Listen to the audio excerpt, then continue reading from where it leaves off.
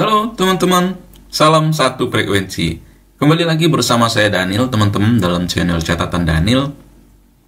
Dan dalam video singkat ini, kita akan coba melihat dan mempelajari bagaimana sih sebenarnya siklus emosi pasar ini. Ya, jadi dengan memahami siklus emosi pasar, kita bisa membeli saham dengan harga murah, dan tentu saja ini bisa memaksimalkan efek compoundingnya. Nah, seperti apa pembahasan video kali ini? Yuk kita simak bersama setelah pesan-pesan berikut ini.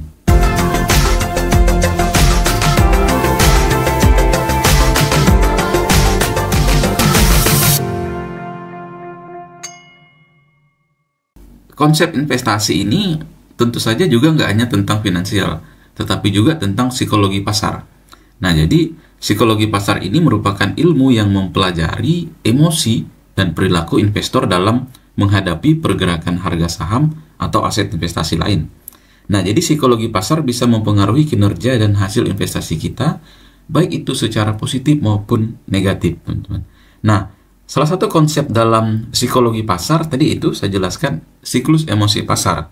Nah, hal ini dijelaskan sebagai pola yang menggambarkan bagaimana emosi investor berubah-ubah seiring dengan turun naiknya harga pasar. Nah, jadi siklus emosi pasar ini bisa membantu kita untuk memahami apa yang sedang terjadi di pasar dan bagaimana cara kita mengantisipasi dan mengatasi dampak dari emosi pada keputusan investasi kita. Nah, berikut beberapa langkah yang bisa kita lakukan untuk memahami siklus emosi pasar, teman-teman. Yang pertama, mengenal tahapan siklus emosi pasar. Nah, jadi langkah pertama ini merupakan tahapan yang menunjukkan emosi investor, yaitu berbeda-beda dalam menghadapi pergerakan harga pasar. Nah, jadi teman-teman, menurut The Street, ada 4 tahapan siklus emosi pasar. Jadi tahap yang pertama adalah optimisme. Nah, tahap ini terjadi ketika harga pasar mulai naik dan investor merasa senang dan percaya diri dan optimis tentang prospek investasi mereka. Nah, di sini investor cenderung berinvestasi lebih banyak dan mengharapkan keuntungan yang besar. Kemudian, yang kedua adalah euforia. Tahap ini terjadi, teman-teman, ketika harga pasar mencapai puncak dan investor merasa sangat senang dan euforia dan puas dengan investasi mereka. Nah, investor cenderung berinvestasi terlalu banyak dan mengabaikan risiko dan nilai intrinsik dari aset yang dibelinya.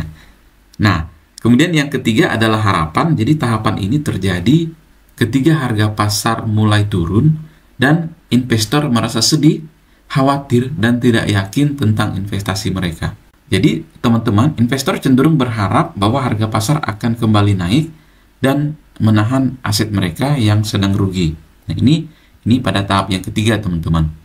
Nah, kemudian yang keempat adalah tahap putus asa. Nah, jadi tahap ini terjadi ketika harga pasar mencapai titik terendahnya dan investor biasanya merasa sangat sedih, putus asa, kadang juga menyesal terhadap investasi atau keputusan investasi mereka. Nah, dalam tahap ini investor cenderung menjual aset yang merugi dan kadang-kadang mereka menghindari investasi. Langkah yang kedua, teman-teman, bagaimana menentukan posisi kita dalam siklus emosi pasar. Nah, jadi langkah kedua ini menentukan posisi kita. Nah, di mana kita mengetahui tahapan mana yang sedang kita alami dalam menghadapi pergerakan harga pasar. Nah, kita bisa menentukan posisi kita dengan cara memperhatikan emosi tadi, pikiran, emosi kita, dan perilaku kita ketika berinvestasi, dan membandingkannya dengan karakter masing-masing tahapan tadi. Nah, kita juga bisa menggunakan indikator atau alat lain seperti grafik, analisis, atau feedback. Nah, untuk membantu kita menentukan posisi, teman-teman. Nah, perhatikan, teman-teman, pada posisi ini, tadi kita akan lebih baik sebenarnya, teman-teman, kita menjual saham ini pada posisi ini. Nah, kemudian kita sebaiknya membeli saham waktu terbaik pada posisi ini, pada posisi putus asa dan menyerah ini.